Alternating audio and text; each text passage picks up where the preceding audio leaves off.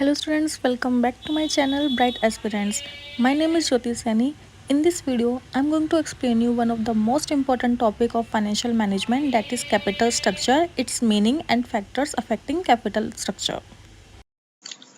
Okay, the second most important topic is your capital structure. इसको आप क्या बोलते हो? फाइनेंसिंग डिसीजन भी बोलते हो। क्योंकि कैपिटल स्ट्रक्चर की जो आपको ये स्टेटमेंट दी हुई है, ये आपको याद रखनी है। कैपिटल स्ट्रक्चर इक्वल टू में क्या होता है आपका, जब आप long term debt, preferred stock और आपकी नेटवर्थ को सबको सम अप करने के बाद जो चीज़ बनती है, that is known as your capital structure.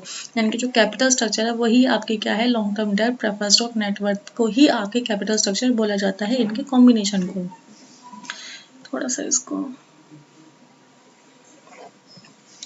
अब देखो, capital structure is that part of financial structure which represent long term sources. इसके अंदर देखो, ये तीनों के तीनों चीज़ें क्या है, आपकी लॉन्ग टर्म सोर्सेज है। तो कैपिटल स्ट्रक्चर के अंदर ये एक ऐसा फाइनेंशियल स्ट्रक्चर होता है जो सिर्फ आपकी लॉन्ग टर्म सोर्सेज को रिप्रेजेंट करता है। यहाँ पर the term capital structure is generally defined to include only long term डेब्ट and take share holders investment. Capital structure is to make up of firm's capitalization. ये क्या करती है, make up of a firm's capitalization. उस मतलब ऑब्वियसली बात है, capitalisation का मतलब ही आपका लॉन्ग टर्म से होता है। The term capital structure refers to the mix of long-term source of funds such as equity share capital, reserve surpluses, debentures, long-term debt, outside sources and preference share capital। यहाँ पर जो capital structure बनता है वो जितने भी आपके long term sources होते हैं, आपके लॉन्ग टर्म सोर्सेज फंड्स होते हैं, उनको एड ऑन करके ये सब बनता है। Long term sources of funds में जो इनके एग्जाम्पल्स है, कई बार ये भी आ जाता है कि इसमें से कौन से आपके long term sources of funds हैं, कौन से आपके short term sources of fund है, दोनों तरीके से आ सकता है। To quote Vaughan, capital structure may consist of a single class of stock or it may be complicated by several issues of bonds and preferred stock, the characteristics of which may vary considerably। इसको कोई नहीं। Capital structure refers to the composition of capitalizations to the proportion between debt and equity that make up capitalization। यहाँ पर debt और equity का जो proportion होता है उसी से क्या बनता है, आपका capitalization बन सकता है। अभी totally depend on company की उनको कितना debt चाहिए होता है, कितना आपका equity चाहिए यहाँ पर। अब देखो, अभी चल रहा है आपका capital structure and financial structure. ये कहीं ना कहीं होती टर्म सेम है, लेकिन अपने आप में दोनों टर्म आपकी डिफरेंट होती है। अगर आप इसके बहुत डीपली में जाओगे तो डिफरेंस क्या होता है यहाँ पर, the combination of long term source of funds which are raised by the business is known as capital structure. आपकी फर्म जितने भी सोर्स ऑफ फंड्स को, जो जितने भी long term source of funds है जिनको रेज करती है, वो क्या है, आपके कैपिटल स्ट्रक्चर है। इसके अंदर भी क्या है, इसके अंदर भी आपके long term plus short term financing represent the financial structure. Capital के अंदर सिर्फ और सिर्फ आपके लॉन्ग टर्म है, इसके अंदर आपके लॉन्ग प्लस शॉर्ट दोनों आते हैं। यहाँ पर बैलेंस शीट में कहाँ अपेयर होते हैं, आपके share holders, head share holders fund और आपकी नॉन कन्वर्ट लायबिलिटीज के हेड पर, और ये होते हैं आपके इक्विटीज और लायबिलिटी साइड पर। इसके अंदर इनके एग्जांपल्स दिए हुए हैं कि कौन कौन सी चीजें इंक्लूड होते हैं। कैपिटल स्ट्रक्चर में ये सारी चीजें इंक्लूड है, आपकी फाइनेंशियल स्ट्रक्चर में ये सारी चीजें आती हैं। One in another, the capital structure is a section of financial structure. Financial structure include capital structure, यानी कि जो financial structure है वो बड़ा है, उसके अंदर आपका capital structure आता है। तो financial structure का जो scope होगा वो wider होगा, capital structure का जो scope होगा वो आपका narrow होगा। यहाँ पर Capital structure financing decisions. Capital structure is how a company funds its overall operation and growth। यहाँ पर जो कंपनी है वो अपनी कंपनी की ऑपरेशंस को, अपनी कंपनी की ग्रोथ को कैसे फंड करते हैं, यहाँ पर वही होते हैं आपके capital structure. Debt consist of borrowed money debt is due back to the lender commonly with interest expenses. Obviously बात है, डेट क्या होती है, आपकी बोरोड मनी होती है जो आपने बोरो करी होती है लैंडर से, जिसके ऊपर आपको क्या पड़ता है, इंटरेस्ट का एक्सपेंस आपको बियर करना पड़ता है। यहाँ पर इक्विटी क्या होता है आपका, equity consist of ownership right in the company. Equity shareholder जो पैसा कंपनी के अंदर लगाएंगे वो यहाँ पर एज अ डायरेक्टर होते हैं आपके, और वो ओनरशिप का राइट यहाँ पर रखते हैं आपकी कंपनी के अंदर विदाउट द नीड टू पे बैक एन इन्वेस्टमेंट। यहाँ पर वो अपनी पैसा वापस नहीं मांगते, उनका कंपनी के अंदर एक ओनरशिप आ जाती है बेसिकली आपकी। डेब्ट to equity ratio is useful in determining the riskiness of companies borrowing practice. अब जो डेब्ट और इक्विटी की जो रेशो होती है वो डिटरमाइन करती है कंपनी की बोरिंग प्रैक्टिस का रिस्क कितना है, कितना हो सकता है आपका। The term financial structure refers to left hand side of the balance sheet. ये कहाँ शो होती है, ये चीजें आपने छोटी छोटी चीजों को याद रखना है कि जो फाइनेंशियल स्ट्रक्चर है वो बैलेंस शीट के लेफ्ट हैंड साइड में शो होती है। किसके हेड में, long term liabilities consisting of current sorry by total liabilities consisting of current liabilities, long term debt, preference share, equity share. तो ये सारी चीजें कहाँ आती है, कंपनी के आपकी बैलेंस शीट के लेफ्ट हैंड साइड पर आती हैं आपकी। Forms of capital structure. While making or farming the capital structure, a firm use equity share capital, so preference share capital, debt capital और a combination of them all. इन तीनों में से कौन सी भी चीज़ को यूज कर सकता है? या तीनों को ही यूज कर सकता है यहाँ पर. However, use of any one of the source of does not help in come up with an optimum capital structure. अगर इन तीनों में से किसी इकलौते एक को लेता है यहाँ पर ये, तो उससे क्या होगा? ले तो सकता है, ऐसा नहीं ले नहीं सकता, बट एक ऑप्टिमम कैपिटल स्ट्रक्चर उसका नहीं बनेगा. तो अगर क्वेश्चन आए कि could it be possible to for a firm to go with the just only one kind of share या फिर one kind of capital? Yes, it is. लेकिन यहाँ पर क्या होगा? आपका ऑप्टिमम कैपिटल स्ट्रक्चर आपका नहीं कहलाएगा वो चीज़. ये पॉसिबल कब होता है? व्हेन कब हो? जब इन सब चीज़ों का मिक्सअप होता है, तभी आपका क्या होता है? ऑप्टिमम कैपिटल स्ट्रक्चर कहलाता है.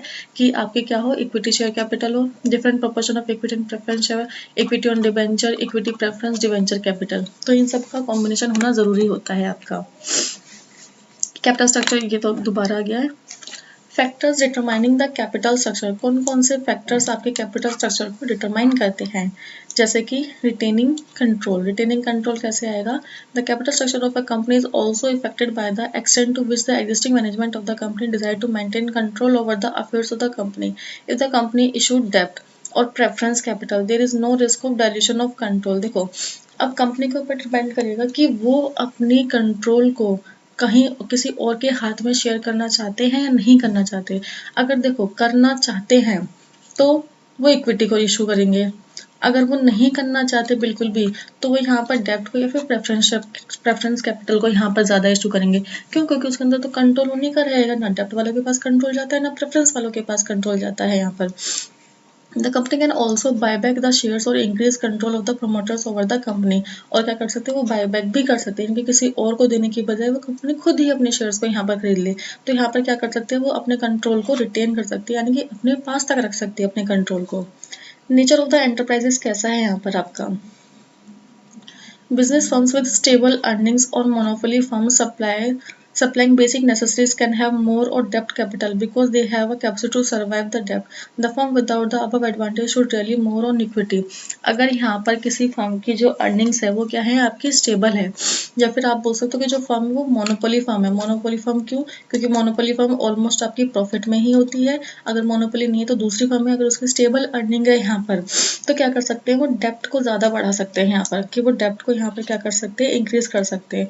क्योंकि उनके चांसेस होते हैं यहाँ पर कि वो उस चीज़ को रिपे कर सकते हैं. अगर ऐसी हालत में नहीं है, उनकी स्टेबल अच्छी नहीं है, स्टेबल अर्निंग नहीं है, monopoly competition sorry monopoly firm नहीं है वो, तो इसका मतलब उनके पैसे इधर उधर हो सकते हैं. तो इसका बेनिफिट होता है उनके लिए कि इक्विटी ही ले लो, क्योंकि उसमें चांसेस नहीं होते आपकी फर्म के इंसॉल्वेंट होने के. यहाँ पे पर्पस ऑफ फाइनेंसिंग. आपके फाइनेंसिंग का पर्पस क्या है? अगर पर्पस आपका प्रोडक्टिव है तो यहाँ पर जो कंपनी क्या करेगी? डेब्ट को यूज़ करेगी. अदरवाइज कंपनी आपके इक्विटी को यूज़ करेगी. क्योंकि जो डेब्ट को यूज़ करने का मतलब क्या हुआ? आपके जो इंटरेस्ट पे करना होता है डेब्ट पर, वो कम होता है रदर देन इक्विटी को पे करने से. तो यहाँ पर इसके क्या होगा? प्रोडक्टिव के लिए कंपनी ज़्यादा पैसा बचा सकती है और उस पैसे को यूज़ करके कहीं अलग जगह पर लगा के अपनी पैसे को प्रोडक्टिव बना सकती है यहाँ पर. Period of finance. If the finance is required for a very long time, equity shares should be issued because it is a permanent source. अगर यहाँ पर देखोगे उनको पैसे कितने लंबे टाइम के लिए चाहिए? लॉन्ग टाइम के लिए चाहिए तो इक्विटी शेयर होल्डर्स को लो. शॉर्ट के लिए चाहिए तो अपने क्या करो? यहाँ पर डेप्ट रेज कर लो, क्योंकि जो इक्विटी शेयर होल्डर्स है वो तो परमानेंट सोर्स ऑफ फाइनेंस होते हैं उनके. Requirement of investors. The company requiring large amount of capital must issue different kind of securities to suit the requirement of different investors. अगर यहाँ पर जो कंपनी को लार्ज अमाउंट ऑफ कैपिटल की requirement है यहाँ पर, तो क्या करेंगे? डिफरेंट इन्वेस्टर्स में अपना क्या करेंगे? पैसे को इन्वेस्ट कर देंगे. Size of the company. अगर यहाँ पर जो स्मॉल कंपनीज है और कंपनी जिनकी लो क्रेडिट रेटिंग क्या है? लो है यहाँ पर, तो उनको क्या करेंगे? वो ज़्यादा से ज़्यादा यहाँ पर इक्विटी कैपिटल को वो करेंगी इशू. अगर यहाँ पर कंपनी आपकी लार्ज कंपनी है आपकी, या फिर उनकी क्रेडिट रेटिंग गुड है. क्रेडिट रेटिंग क्या होता है? एक कंपनी की क्रेडिट रेटिंग बताती है कि वो अपने डेब्ट को चुकाने में कितने अच्छे हैं यहाँ पर. अगर उनकी लो रेटिंग है, इसका मतलब डेब्ट को वो अच्छे से नहीं चुका पाते, तो वो इक्विटी करेंगे. अगर गुड क्रेडिट रेटिंग है तो वो डेब्ट को इजी करेंगे, क्योंकि अच्छी रेटिंग है उनकी यहाँ पर. Market sentiments. It is the another factor influencing the capital structure decisions. When there is a boom in the capital market, it is very easy to issue capital. अगर मार्केट के अंदर बूम है तो equity, अगर market के अंदर bearish market चल रही है आपकी, तो आप क्या करोगे, यहाँ पर डेप्ट इशू करोगे। Cash flow ability, the issue of that depends on the future cash flow ability of the company. तो यहाँ पर क्या होगा, जो आपका इशू ऑफ डेप्ट डिपेंड ऑन द किस पर डिपेंड करेगा, आपकी फ्यूचर कैश फ्लो एबिलिटी, आपकी कंपनी की फ्यूचर कैश फ्लो एबिलिटी कैसी है आपकी। Floating cost are incurred when funds are raised externally, जब आप कोई भी फंड्स को बाहर से रेज करते हो, एक्सटर्नल फाइनेंसिंग करते हो, तो फ्लोटेशन कॉस्ट होती है आपकी। तो so retain earning does not involve, आपका भी जो अगर रिटेन अर्निंग यानी कि आप इंटरनल फाइनेंसिंग कर रहे हो, आप अपनी कंपनी के अंदर ही सारा पैसा लगा रहे हो, सारे पैसे को अंदर कंपनी के पैसे को ही यूज़ कर रहे हो, तो जब पैसा बाहर से आया ही नहीं तो फ्लोटेशन कॉस्ट भी नहीं होगी आपकी। Flotation cost for the issue of shares is more than the debt of debentures and bond, अगर आप यहाँ पर जो इशू करते हो शेयर्स, उनकी कॉस्ट यहाँ पर ज़्यादा होती है जितनी कॉस्ट आपकी डिबेंचर और बॉन्ड को इशू करने में नहीं लगती। Further the flotation cost are much less when the company issue securities of private placement basis of the public issues. Key takeaways, flotation cost और cost company incur when it's issue. देखो flotation cost कब आती है, दो चीज़ों पर, जब company आपकी न्यू स्टॉक इशू करती है या कंपनी आपकी यहाँ पर डेप्ट फाइनेंसिंग करती है। Make new equity shares most than existing flotation cost, make new equity cost more than equity existing equity। अब यहाँ पर flotation cost क्या होती है, अगर पहले जो existing equity है उससे ज़्यादा न्यू इक्विटी को अरेंज करने में, फाइनेंस करने में यहाँ पर फ्लोटेशन कॉस्ट आपकी अराइज होती है। Analyst argue that flotation cost are one time expenses that should be adjusted out of the future cash flow in order to not overstate the cost of capital forever एवर। ये क्या होते हैं, आपके flotation cost आपके एक बार के expenses होते हैं जो जिनको आप कंप्लीट कर सकते हो, एडजस्ट करते हो, फ्यूचर में पैसा कमाकर आप उनको क्या कर सकते हो, एडजस्ट कर सकते हो। इसलिए यहाँ पर पता लगे कि जो एग्जिस्टिंग इक्विटी शेयर्स है उनके जो फ्लोटेशन कॉस्ट लगी अब तो दोबारा लगेगी नहीं, ए वन टाइम कॉस्ट थी यहाँ पर, लेकिन न्यू इक्विटी शेयर्स करने में अब आपकी कॉस्ट लगेगी यहाँ पर फ्लोटेशन।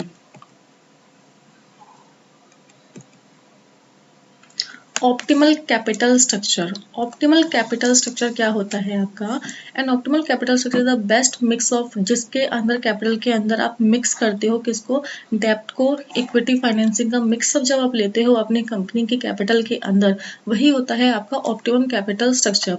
इससे क्या होता है, जो आपकी मार्केट वैल्यू होती है कंपनी की वो क्या होती है, बढ़ जाती है, और जो कॉस्ट ऑफ कैपिटल होती है वो क्या होती है, मिनिमाइज होती है। और दिस इज क्या होता है, आपका बेस्ट वे होता है कि आप अपने प्रॉफिट को यहाँ पर इंक्रीज कर दो और कॉस्ट को यहाँ पर कम कर दो। Minimising the weightage average cost of capital is one way to optimise for the lower cost of mix financing. अगर आप अपनी weightage average cost of capital को भी यहाँ पर क्या करते हो, मिनिमाइज कर देते हो, तो जो आपकी फाइनेंसिंग कॉस्ट होती है वो भी क्या हो जाती है, आपकी लोएस्ट हो जाती है। According to some economist, in the absence of tax, bankruptcy cost, agency cost, and asymmetric information in efficient market, the value of a firm is unaffected by capital structure। अगर आपकी कुछ इकोनॉमिक्स का यहाँ पर मानना है, अगर आपकी मार्केट के अंदर ये जितनी भी सारी चीज़ें हैं यहाँ पर ये एब्सेंट हैं, तो आपकी वैल्यू आपकी फर्म की वैल्यू पर कैपिटल स्ट्रक्चर का कोई भी फर्क यहाँ पर नहीं पड़ता है। क्योंकि देखो कैपिटल स्ट्रक्चर पर फर्क पड़ेगा ही नहीं, क्योंकि किसी भी तरीके की कॉस्ट नहीं है। तो अगर कैपिटल आपका कम है, ज़्यादा है, जब कॉस्ट ही नहीं है किसी भी तरीके की, इंफॉर्मेशन ही लोगों के पास पूरी नहीं पहुँचेगी, तो उनको क्या पता चलेगा आपकी फर्म के बारे में। तो इसलिए यहाँ पर उनका फर्म पे फर्क ही नहीं पड़ेगा, फर्म के कैपिटल स्ट्रक्चर पे भी फर्क नहीं पड़ेगा आपका। अगर ऑप्टिमम कैपिटल स्ट्रक्चर के लिए कुछ फीचर्स उसके अंदर होने ज़रूरी हैं आपके, जैसे कि क्या होते हैं, मैक्सिमाइजेशन ऑफ प्रॉफिटेबिलिटी, आपकी जो प्रॉफिटेबिलिटी है वो आपकी मैक्सिमम होनी चाहिए। कैपिटल आपका फ्लेक्सिबल होना चाहिए कि जब आपको रिक्वायर चले आप अपने फंड को रेज कर सको, उनको निकाल सको और डाल सको। और जो आपका कंट्रोल होता है वो आपके ही हाथ में होना चाहिए। और सॉल्वेंसी, एक्सेसिव डेट में अगर एक्सेसिव डेप्ट आप लोगे तो वो आपकी कंपनी की सॉल्वेंसी के लिए एज अ थ्रेट हो सकता है। तो इतना भी आपने एक्सेसिव डेप्ट को यहाँ पर यूज़ नहीं करना है। The following are the practice to determine firm's capital structure। Approaches है यहाँ पर आपकी EBIT यानी कि earning before interest and tax, earning per share approach. This approach is helpful to analyse the impact on डेप्ट ऑन अर्निंग पर शेयर। ये approach किसके लिए हेल्प करती है कि आपकी अर्निंग पर शेयर पर डेप्ट का क्या इम्पैक्ट है। Valuation approach, this approach determine the impact of dept use on the share holders value. Cash flow approach, this approach analyse the firms dept service capacity. If you like this video, then don't forget to like, comment, share and subscribe my channel Bright Aspirants.